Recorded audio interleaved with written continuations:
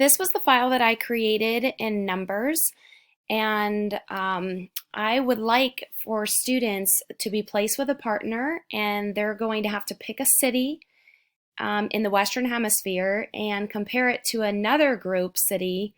They're going to compare the temperature, as you can see here, and in the next one they're going to compare the precipitation. So they'll first have a table to fill out, and it will chart it for them, which is kind of cool because as you put a number in here, for example, and then a number in here, it automatically charts it for them in two different colors.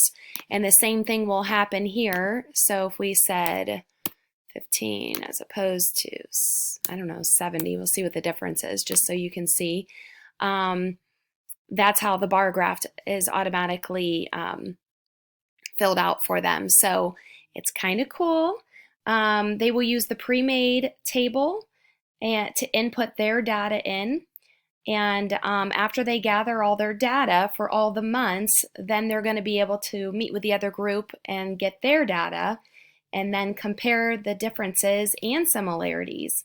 They can analyze it and explain why one place is warmer or colder than the other and why one might get more precipitation than the other.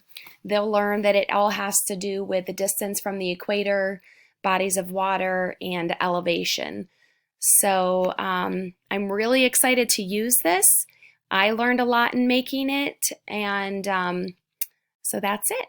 Thank you.